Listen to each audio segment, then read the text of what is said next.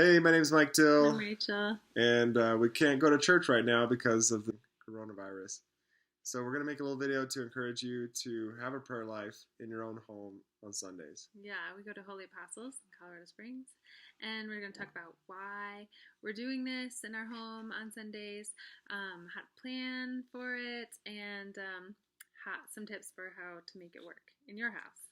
So yeah, it's most important that you understand why as parents, and that your kids, they're going to ask why, that you give them a satisfactory answer. There's too many people who lose faith when they don't get good answers to their questions. So for us, it's because God created the world in 6 days and He rested on the seventh. And the purpose of our life is to have that happiness and that rest with Him and worship of Him. So reading His Word, praying, those are ways that we commune with Him. It's sharing a meal as a family and just connecting.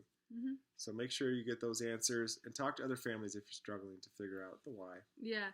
The second thing is to plan. Last week, it was a little bit short notice. We're not going to have Mass on Sunday, but we didn't plan ahead of time. We didn't talk to each other, and we tried to wing it, and it didn't really go as well as we had hoped. We weren't on the same page, and so that made it really difficult to then tell our kids what we're doing. So yeah, pick out who's going to do which parts if you're like going through a liturgy. Don't feel like you have to reinvent the wheel. There's plenty of resources out there, and there's more and more just being populated online. We'll link to some in this video. This is the one that I picked for tomorrow. I checked out all these different resources. It's a simple outline of a liturgy of the Word that includes the things we usually do at Mass, like saying we're sorry, saying the Lord's Prayer together, reading the readings for that day. Yeah, adapt it to your family. Go for quality over quantity.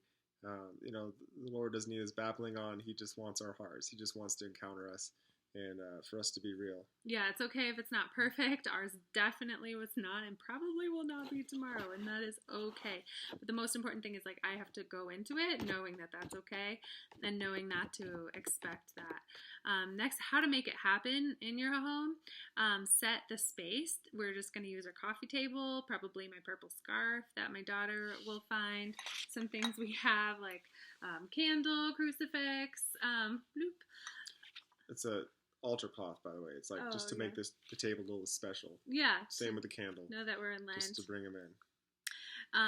And then figure out, how long you want to go.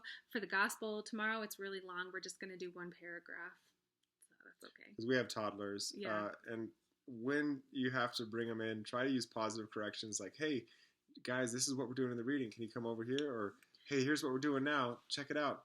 Instead of, harsh reprimands that make it a miserable experience for kids. Like, God is so happy that we're attempting to be with Him and spend time with Him as a family, and so we want our kids to feel that too, that they're welcome here, and this is a time that's a positive family time. I know that's hard when you've been together 24/7 for the last week and a half already, but so yeah, I'd recommend finishing with a nice special meal together. Yeah, have lots of fun with it, and get better every week as we do this prayer within our homes. Yeah. So thanks for watching. We'd love to hear your ideas. We're definitely not experts by any means, and have a great Sunday. God bless.